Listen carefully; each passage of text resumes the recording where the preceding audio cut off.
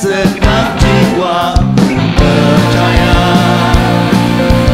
percaya suaramu menuntun jiwaku, firman-Mu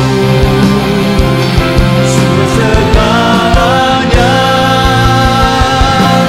Hikmat-Mu Tuhan, hikmat-Mu yang mampukan ku berjalan, ku berlari, mengejar semua mimpiku. Akan ku goyang dan mau tetap setia selamanya. Ku percaya firman-Mu ya dan amin. Haleluya.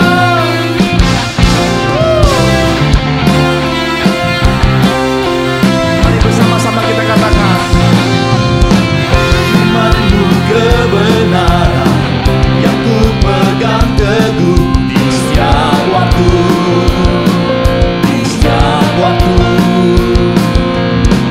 Dengan segenap hati, dengan segenap jiwa, ku percaya suara-Mu.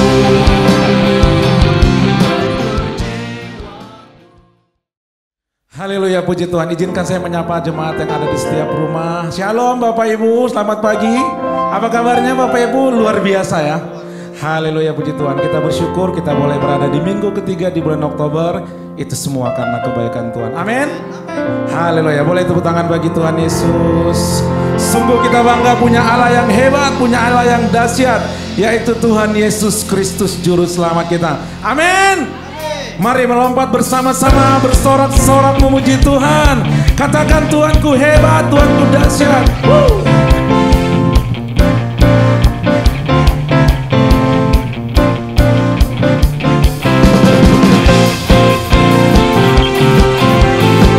Sama-sama kita bersorak, mari sembah Tuhan Yesus. Katakan, Kau yang hidup di dalamku, menjadikanku lebih dari pemenang. Seluruh bumi tinggikan nama-Mu, menyatakan kebesaran dan keagungan-Mu. Yesus Tuhanku pemenang, Raja segala raja. Perbuatan-Mu ajaib dan perkasa. Kaulah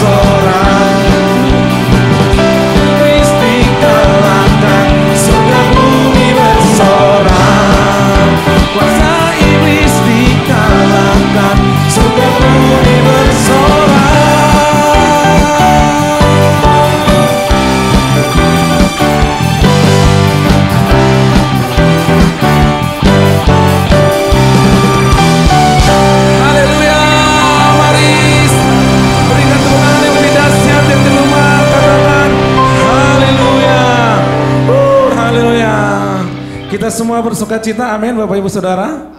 Amin. Haleluya. Silakan duduk kembali Bapak Ibu. Mari kita siapkan hati, kita mau muji Tuhan lebih sungguh lagi. Terima kasih Tuhan. Terima kasih Yesus, Engkaulah sumber pertolongan, sumber pengharapan di dalam hidup kami. Terima kasih Yesus. Kami memuji Engkau Tuhan Yesus. Saat ku berada di tengah gelombang, Kau ada di sana. Hadapi cobaan, lewati ujian, tangan-Mu melindungiku, kasih-Mu menguatkanku.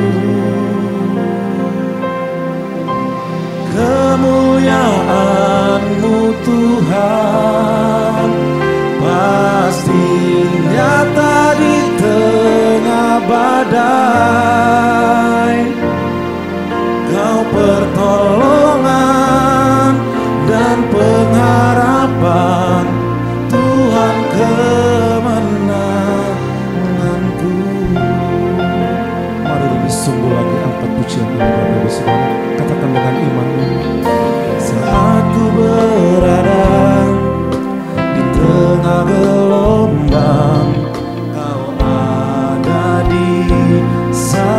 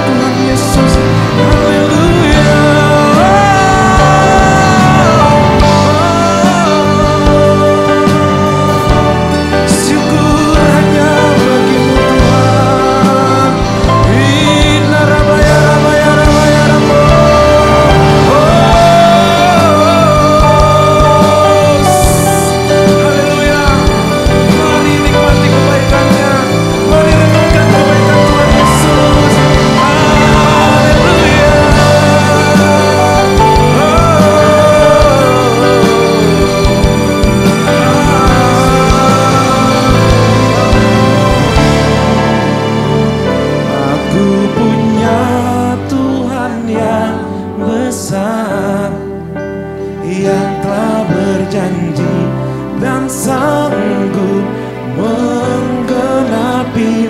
Imanku bersepakat percaya kuasanya, ku terima sekarang kemenangan darimu. Mari serukan, aku punya Tuhan yang besar yang telah berjanji dan sanggup menggenapi. Imanku bersepakat percaya kuasanya, ku terima sekarang kemenangan darimu. Aku punya Tuhan yang besar, Haleluya, yang telah berjanji dan sanggup menggenapi. Imanku bersepakat percaya kuasanya, ku terima sekarang kemenangan darimu. Ku bersepakat percaya kuasanya, ku terima sekarang kemenangan darimu.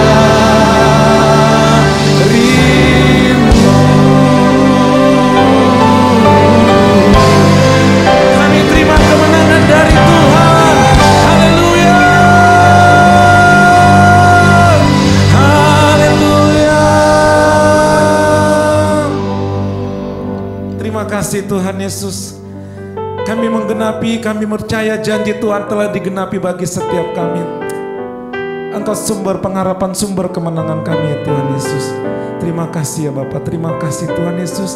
Terima kasih buat hadirat-Mu, terima kasih buat ibadah kami pada pagi hari ini. Kami boleh beribadah dan menyembah Engkau Tuhan Yesus dengan sukacita.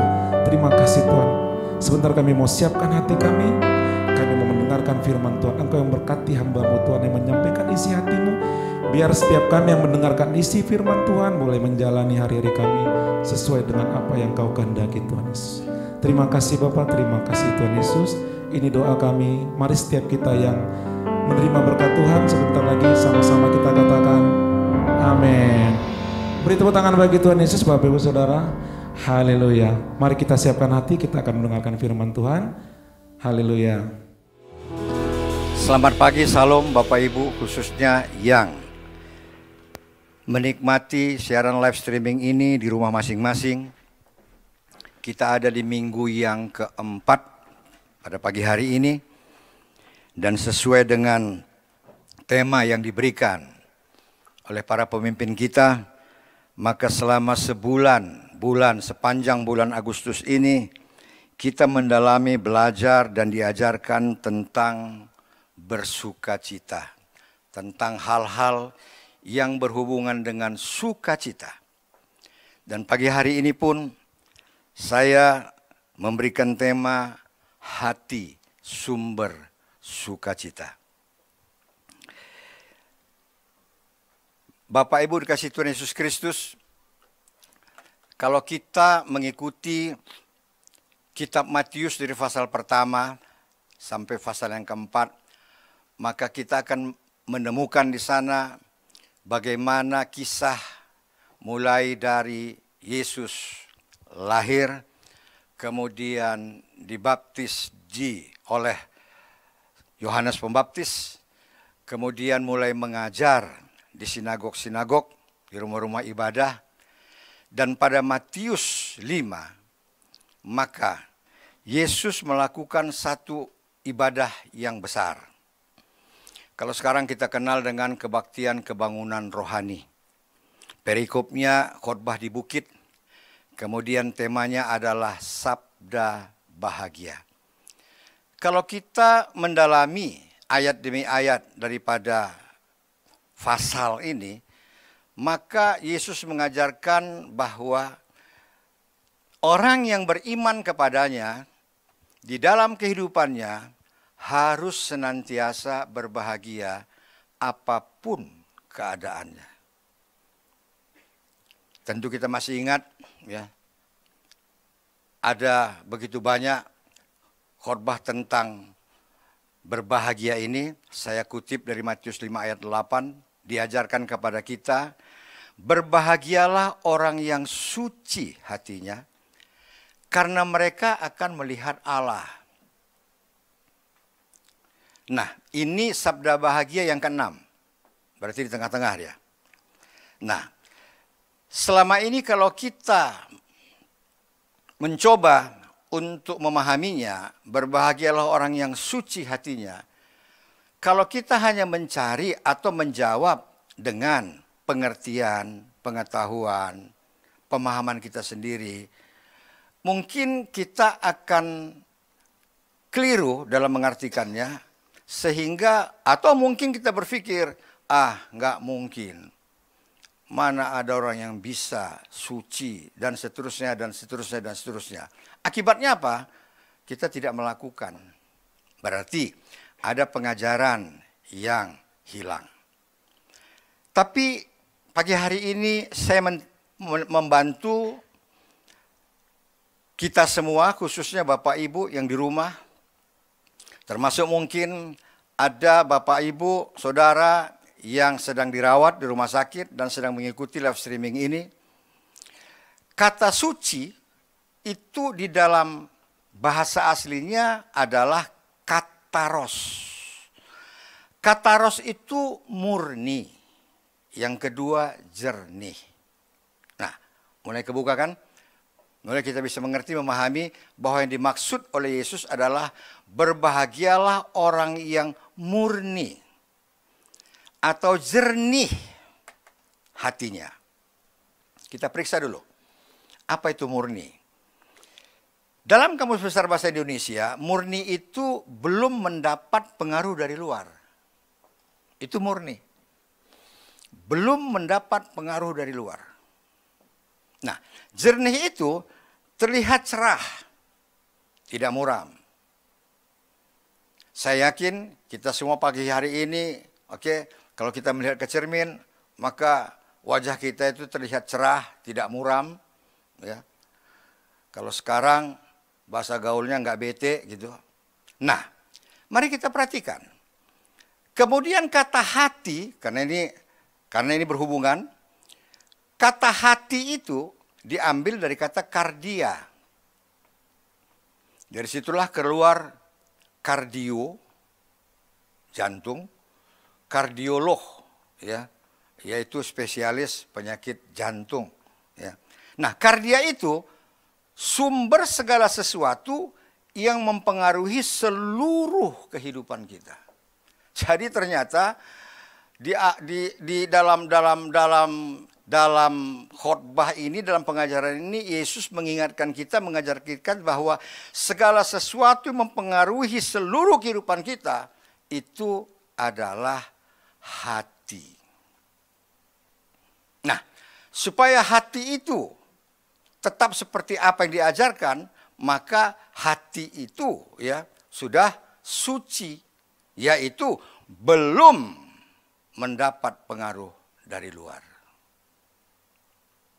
Nah, tentu saja kalau kita berhenti sampai di sini, kembali lagi kita akan katakan, rasanya repot lah, ya kan? Enggak. Tergantung kepada sikap kita. Sikap kita. Karena kita sudah diajarkan, kita sudah dalami, kita pahami, sekarang kita praktekkan. Untuk menjaga hati, tergantung kita, bukan tergantung orang lain.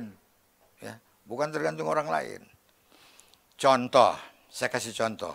Bagaimana kita menjaga hati kita supaya murni. Yang paling sering dan yang paling sensitif kalau kita diomongin orang. Pak Harap itu bla bla bla bla. Maka kita langsung terusik, ya. Hati itu langsung terusik. Kenapa dia terusik? Ya kan? Karena kita nggak terima. Nanti saya jelaskan pada slide berikutnya. Akibatnya kita mengambil satu sikap atau keputusan, yang tidak seperti diajarkan oleh Tuhan. Ya. Nah, seharusnya bagaimana sikap kita? Kalau kita mengikuti pengajaran ini, maka kalau saya gambarkan beginilah, yang mudah sajalah. Saya diomongin orang, digosipin orang, ya, sering, difitnah juga sering, ya. Nah, sering itu artinya lebih satu kali, bukan tiap kali gitu loh. Nah, tergantung sikap hati kita. Apa yang pertama kita lakukan? Renungkan. Apa yang diomongkan si Polan itu benar apa enggak? Atau ada unsur kebenarannya apa tidak? Nah, kalau tidak benar, kenapa kita masukkan sampah ke dalam hati kita? Akhirnya dia membusuk, kemudian keluar larva, ya, dan hati kita rusak. Jadi kalau bagi saya sederhana, kalau saya timbang dan saya teliti itu nggak benar. Oke. Bahkan pernah saya difitnah, sudah, saya nggak bereaksi, enggak. Bagi saya mudah kok. Kalau Anda mengatakan sesuatu yang tidak benar kepada saya, itu urusan Anda dengan Tuhan, itu aja. Selesai kan? Ya. Nggak perlu kita olah, kemudian timbul hal yang justru tidak sesuai dengan apa yang diajarkan oleh Yesus. Tapi kalau ada unsur kebenarannya, nih, maka kalau saya akan jelaskan kepada yang bersangkutan, oke, sudah, sama sekali itu nggak benar, tapi ada sesuatu yang benar yang perlu saya jelaskan. Kenapa hal itu? Nah, jadi dengan demikian, dia nggak menjadi virus kemana-mana. Ya. Dia nggak menjadi virus kemana-mana. Apalagi kalau cuma digosipin. Gosip itu kan berita yang nggak benar. Gosip itu kan mungkin karena rasa iri hati, rasa cemburu, dan seterusnya, ya. Kita berhasil digosipin orang. Terus kenapa kita mesti perkeruh suasana hati kita? Kalau saya enggak. Karena saya belajar. Saya biarin aja. Enggak terus sih Pak Harap? Enggak. Kenapa? Gampang. Ini saya ajarkan. Bapak Ibu yang di rumah, saudara-saudara saya ajarkan. Yang sering digosipin itu siapa? Coba. Kalau kita buka medsos, yang sering digosipin siapa? Artis. Saya anggap saya artis, selesai. Ya kan? Gampang kan? Wah, ternyata gua artis. Udah, selesai. Dengan sendirinya, berhenti sendiri itu, percaya. Begitu kita nggak bereaksi, dia berhenti sendiri. Tapi kalau kita bereaksi, nah, itu dia. Nah, oleh karena itu, mari kita mulai belajar. Hari-hari di depan, sudah. Kalau muncul itu dalam kehidupan kita, sudah. Nggak usah bereaksi. Periksa kalau benar, kalau betul benar, datang kepada Tuhan. Tuhan, saya bersalah. Siapa tahu Tuhan ingatkan melalui orang lain. Karena kita nggak introspeksi, bisa saja jadi, ya kan? Tapi kalau ternyata nggak benar, ya sudah. Ya, sudah. Ya. Nah, dengan demikian, maka pelajaran ini, pengajaran ini menjadi ya bagian daripada kehidupan kita untuk memperbaiki seperti apa diinginkan oleh Tuhan Yesus. Nah, orang yang bersukacita otomatis dia akan, kita bicara tentang kejernihan, pasti wajahnya tidak muram, penuh sukacita. Orang Medan bilang enggak suntuk gitu, ya kan? Kan ada tuh orang yang lihatnya aja kita udah malas karena kenapa suntuk aja, nggak ada senyumnya, nggak ada tanda-tanda kehidupan, kan saya katakan begitu kan, ya kan? Tetapi kalau kita ketemu dengan orang yang sukacita, wow, ya rasanya kita lapar belum makan, lupa kita bahwa kita belum makan, ya. Karena kenapa? Enak ngobrol sama dia, enak dan sebagainya. Nah ini dia. Sekarang kita bayangkan. Ya, kita bayangkan, Kalau kita enggak merubah sikap kita, siapa yang mau merubahnya? Kita mengharapkan Tuhan akan merubah kita untuk seperti apa yang diajarkan. Ya enggak gitulah.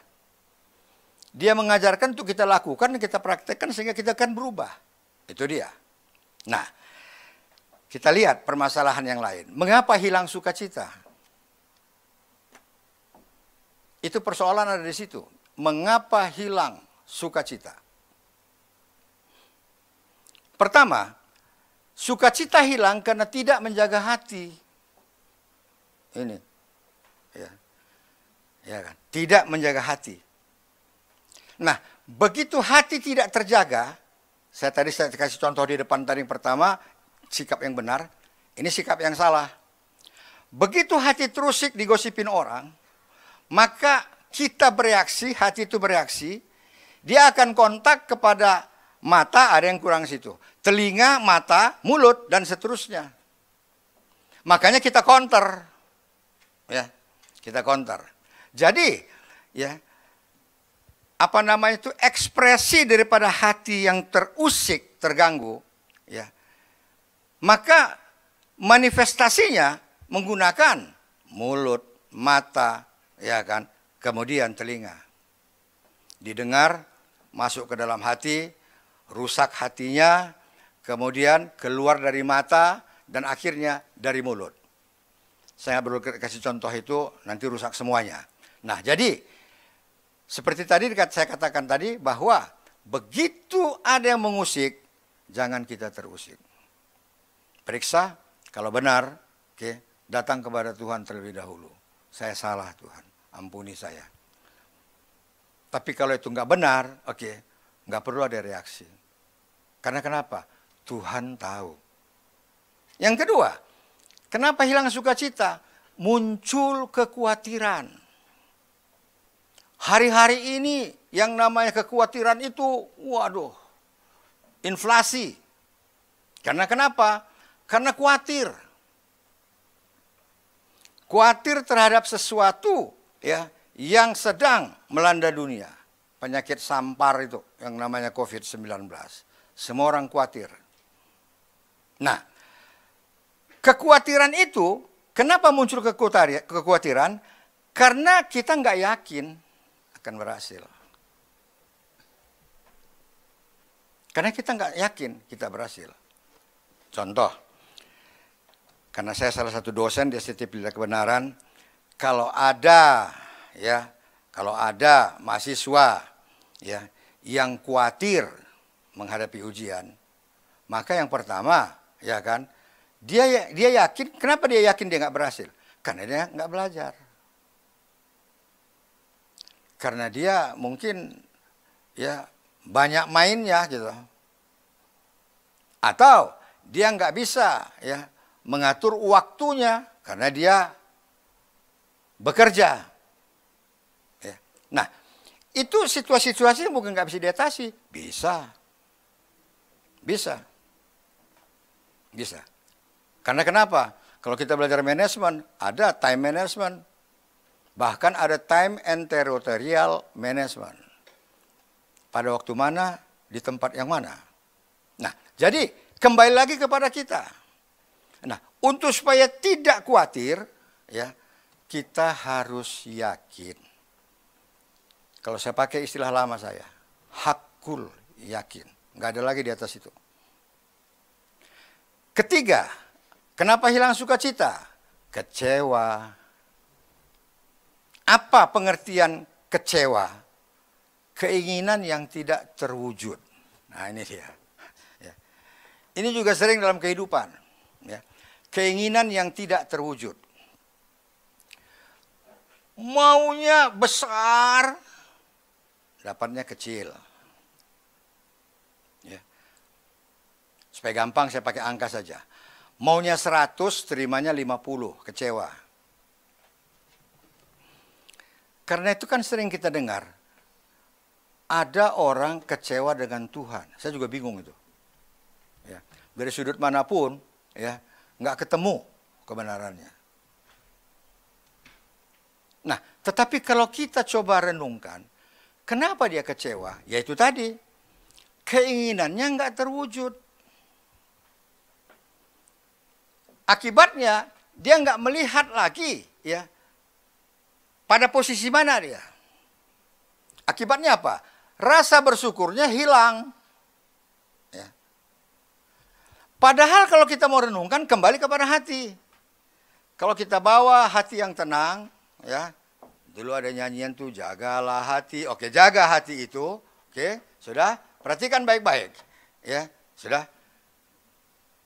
Kalau kita jaga hati, dan kemudian dia tidak kemana-mana, tadi ada telinga, ada mulut, dan seterusnya, maka kita akan mendapatkan jawabannya. Kenapa saya minta 100, Tuhan cuma kasih 50? Begitu aja gampangnya. Orang yang hatinya belum tercemar tadi, suci, sudah, maka akan mendapat jawabannya. Barangkali inilah yang terbaik bagi saya hari ini. Selesai. Selesai. Kalau saya berpikir lebih jauh lagi. Mungkin kalau Tuhan kasih saya 100, kehidupan saya rusak. Berubah. Bisa jadi. Ya. Tergantung kepada kita. Nggak usah tanya ke orang. Kenapa? Tambah sakit hati lagi kita. Pak Robert, Pak Pendeta Robert, kenapa saya minta 100 Tuhan kasih 50? Nanti Pak Robert kasih penjelasan, kita nggak terima. Akibatnya kita nggak enakan dengan Pak Robert. Saya nggak enakan dengan Pak Robert. Nah kan banyak faktor kan yang bisa merusak hati itu. Ya. Jadi kalau sudah bicara hati, sudah jawabannya itu analisa sendiri, sudah. Kalau itu problem, solving sendiri, sudah. Kemudian bikin decision yang sendiri. Selesai. Ya, selesai. Nah, karena itu kalau kita minta juga, oke, tolonglah sesuaikan dengan kondisi kita.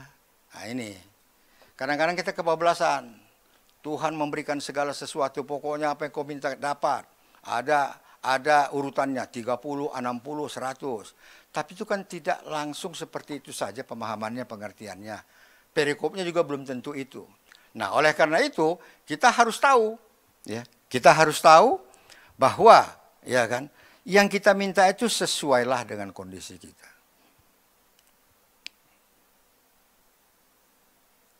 Saya kasih contoh yang gampang. Ya.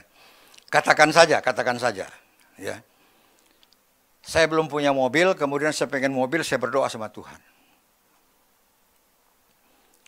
Karena kita minta kepada Allah yang maha kuasa dan tidak terbatas, maka kita keluarkan segala keinginan kita. Tuhan, saya mohon Tuhan berikan mobil. Jaguar Tuhan.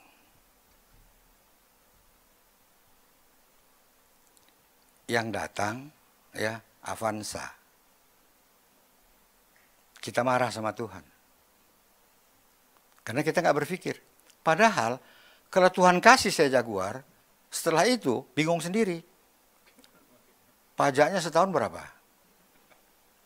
Bensinnya boros, servisnya, dan seterusnya, dan seterusnya. Akhirnya pelayanan saya terganggu. Bisa saja pelayanan saya nggak murni lagi. Karena kenapa? Untuk membiayai sebuah mobil. Tuh. Nah, perhatikan baik-baik. Jadi kalau kita minta sesuai dengan kondisi kita, Tuhan kasih yang lebih baik, puji Tuhan, berarti Tuhan mempersiapkan untuk segala sesuatu yang di luar kemampuan kita. Kembali lagi kepada kita.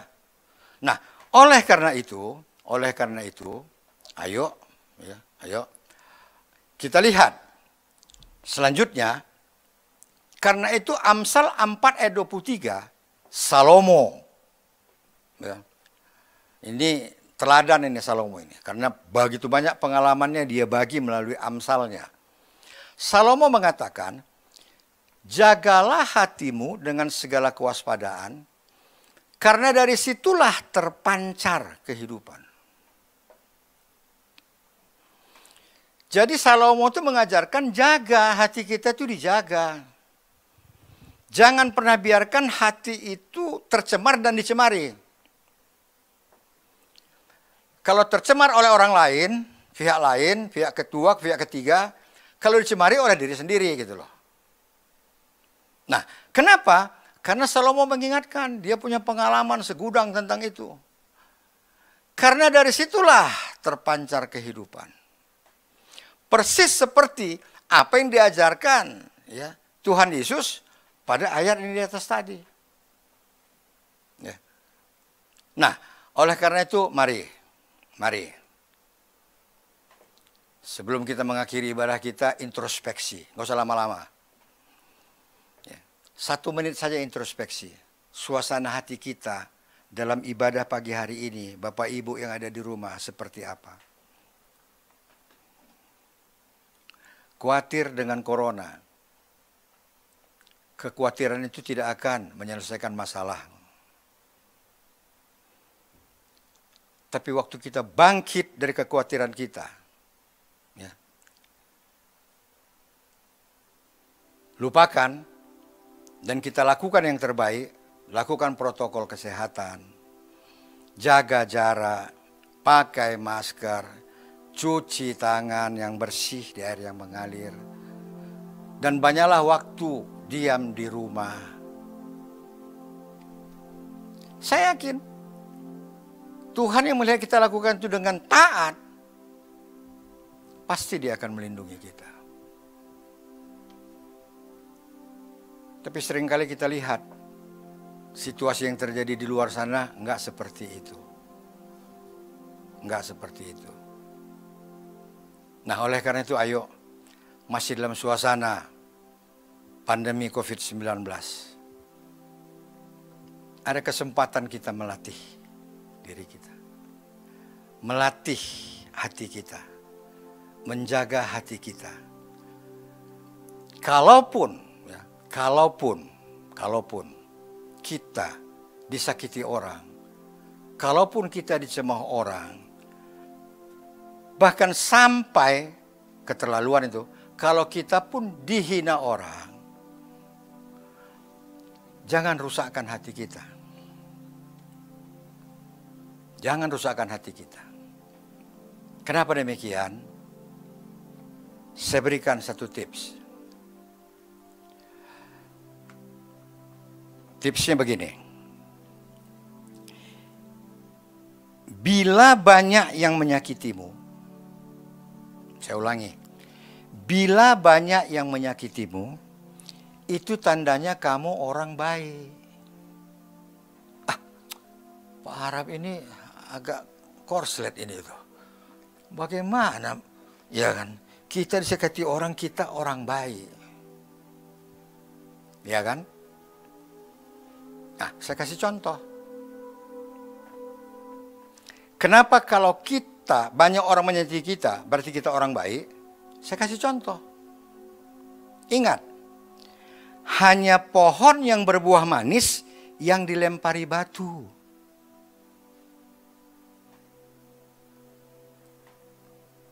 Saya ingat masa kecil saya. Ngelempar buah mangga, pohon mangga di rumah orang. Namanya anak kecil. Kenapa? Karena manis buahnya. Coba kalau asam. Nggak ada orang tua anak-anak yang mau melempari pohon asam Jawa itu, nggak ada asam. Jadi, pesan tadi baik sekali.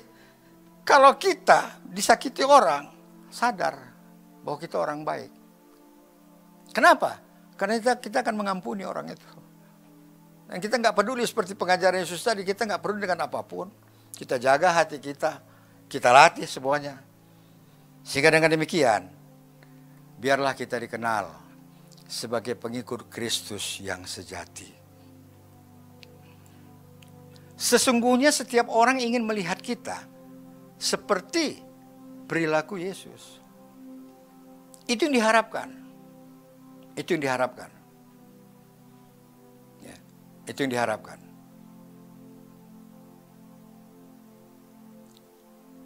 Adik-adik saya, masih ada di dalam kepercayaan saya yang lama. Saya tahu yang namanya keluarga, kakak adik pasti tahu, saling kenal. Saya nggak pernah mengusik mereka dengan keberadaan saya hari ini. Tapi lihat, perilaku, attitude, sikap kita menarik perhatian orang. Kenapa? Karena mereka bermasalah. Itu ada istri saya di belakang tanya. Kalau mereka bermasalah, datangnya pasti ke saya. Dari situ saya belajar. Kenapa ya mereka harus datang kepada saya? Mereka hanya minta nasihat. Oh, mudah.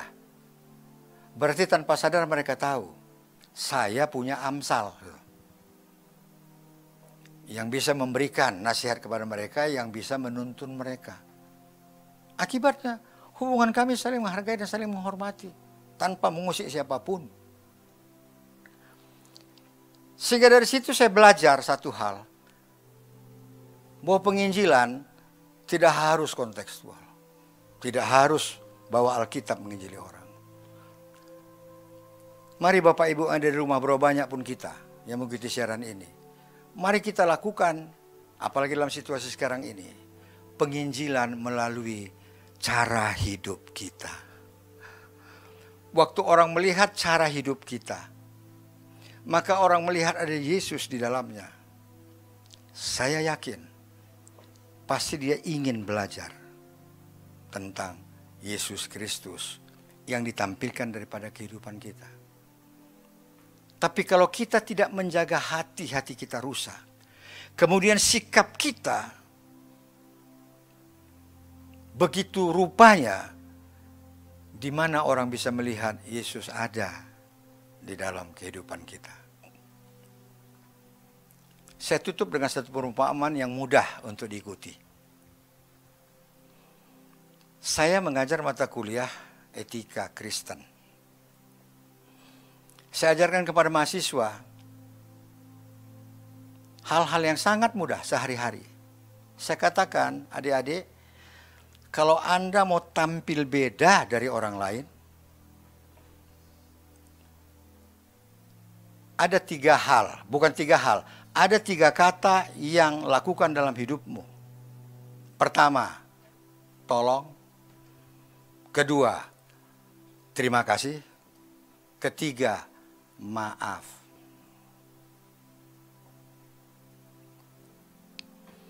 Kalau Anda wujudkan ketiga kata ini dalam kehidupanmu, maka Anda akan tampil beda. Dan orang akan melihat muatan etika ada di dalam kehidupanmu. Itu pengalaman saya, Bapak. Biasalah, saya lahir di Medan, ya. Dibesarkan dalam keluarga yang ya orang Medan lah begitu gampangnya. Saya bukan orang yang seperti hari ini dulu-dulunya. Tetapi waktu saya berpikir, kalau saya nggak merubah attitude saya, bagaimana saya bisa merintis karir sampai di puncak? Saya bekerja waktu itu sebagai salesman. Dari situ saya belajar, saya harus berubah. Saya belajar.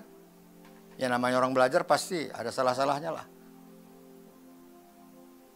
Dan pada waktu saya ada di puncak karir saya sebagai marketing director sebuah perusahaan, di situ saya sadar, sekiranya saya nggak mengubah attitude saya nggak akan duduk sampai di meja ini. Siapa yang mau pakai ya seorang pemimpin perusahaan ya yang nggak punya etika yang baik? Nggak mungkin. Oke, lupakan yang di belakang. Mari kita kejar yang di depan. Karena Yesus nggak pernah ada di belakang, dia selalu di depan. Sehingga dengan demikian, pada satu ketika nanti, pelajaran hari ini akan mengubah hidup kita menjadi lebih baik, lebih baik, lebih baik, dan lebih baik. Makarios. Tuhan Yesus memberkati. Ku nantikan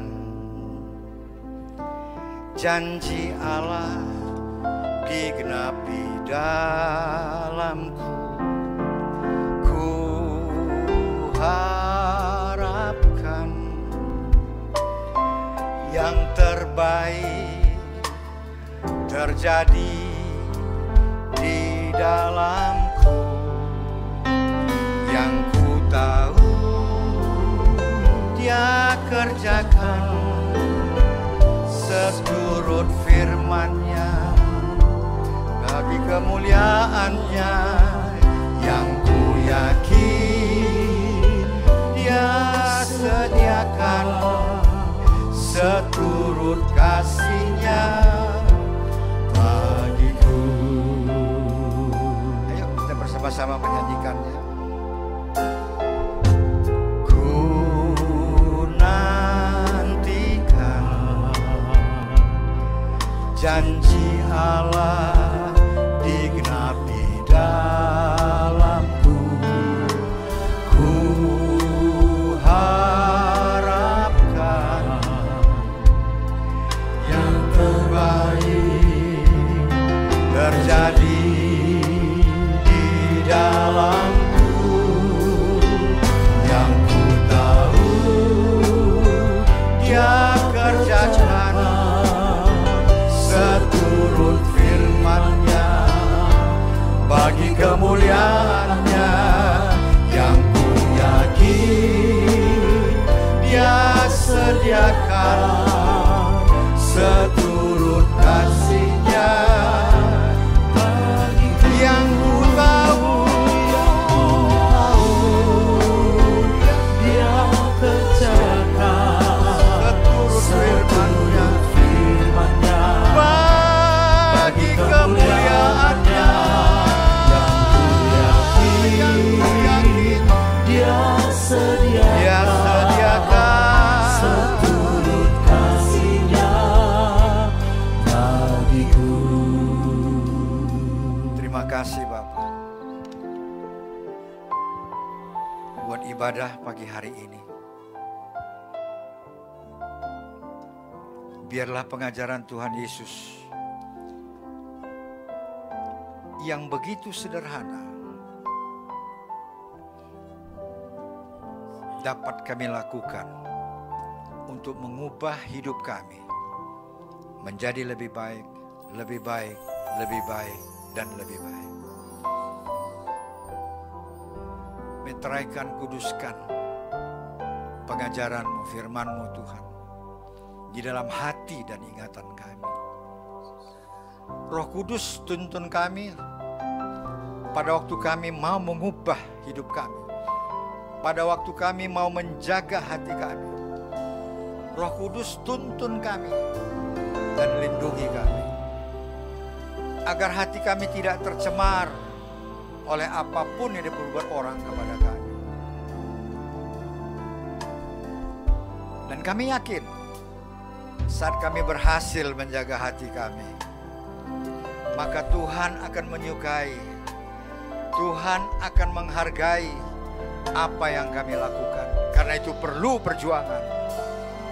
Dan pada saat kami berhasil menjaga hati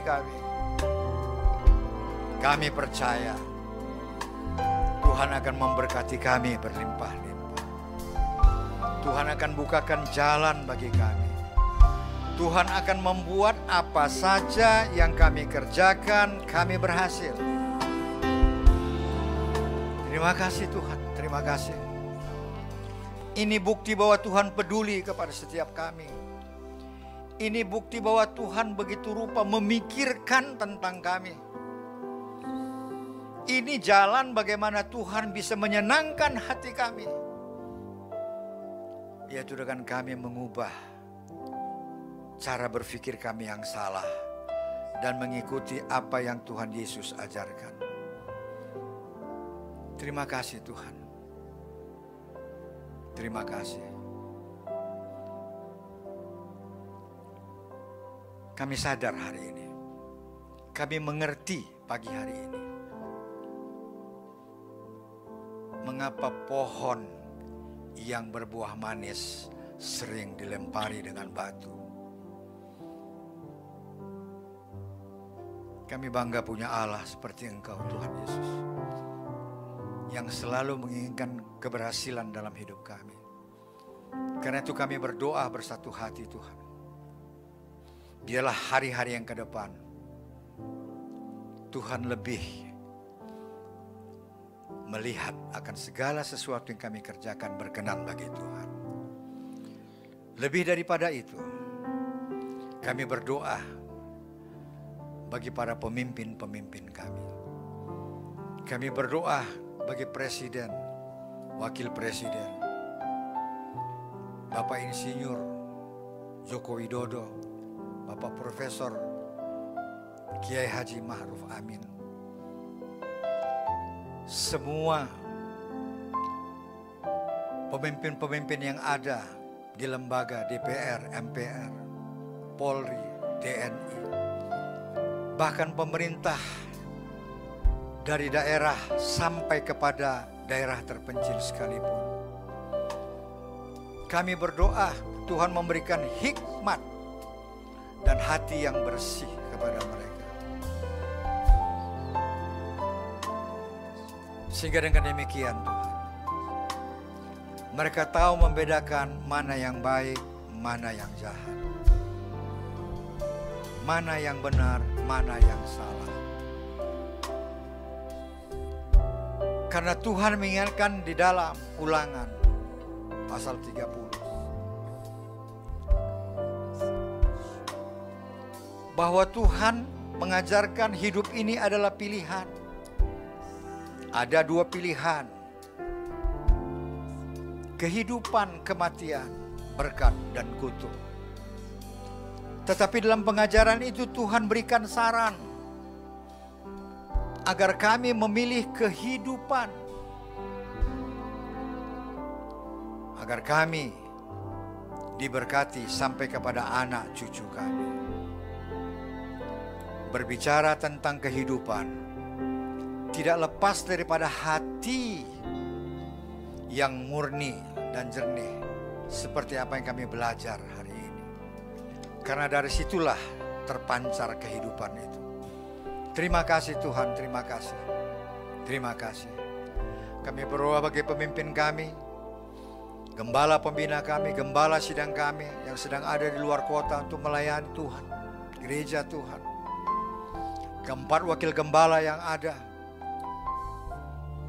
semua pimpinan-pimpinan departemen yang ada, Tuhan urapi kami agar kami diberikan hikmat, pengertian, pengetahuan, pemahaman apa yang Tuhan ajarkan. Sehingga dengan demikian hidup kami akan berbuah dan boleh dinikmati oleh semua jemaat yang kami layani dan kami gembalakan. Terima kasih Tuhan, terima kasih. Kami berdoa bagi jemaat yang sakit, saudara-saudara kami yang sedang sakit, baik di rumah sakit maupun seada di rumah, dirawat di rumah. Tuhan Yesus, Engkau menjamah mereka.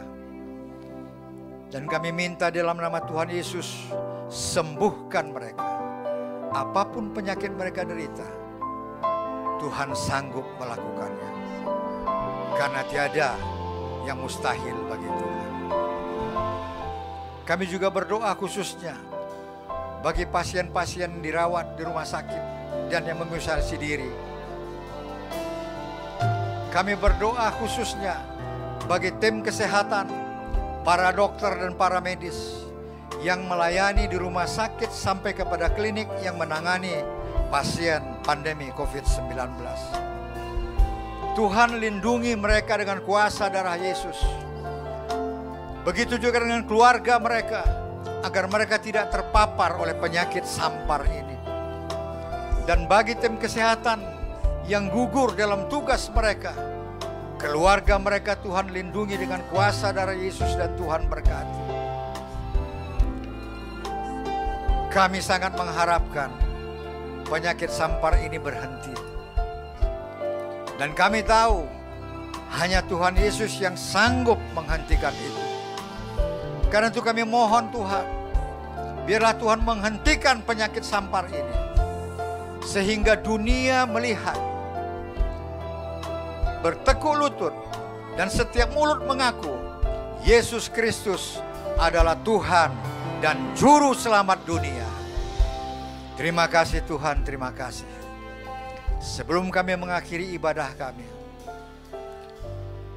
mau berdoa bagi Yerusalem, kota kudus-Mu.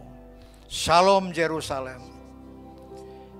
Biarlah orang-orang yang mencintai-Mu mendapatkan sentosa. Sejahtera ada di lingkungan tembok-tembok-Mu. Dan biarlah kiranya Tuhan, berkat dari kota kudus-Mu mengalir atas setiap kami dan semua jemaat Tuhan di semua gereja Tuhan yang ada. Bapak, Ibu, Saudara yang ada di rumah, mari kita bangkit berdiri. Arahkan gula tangan kita ke surga. Nikmati hari-hari yang ada di depan dengan menikmati berkat yang berlimpah-limpah. Damai sejahtera daripada Allah Bapa, kasih karunia Tuhan Yesus Kristus yang membuat apa saja kita kerjakan kita berhasil.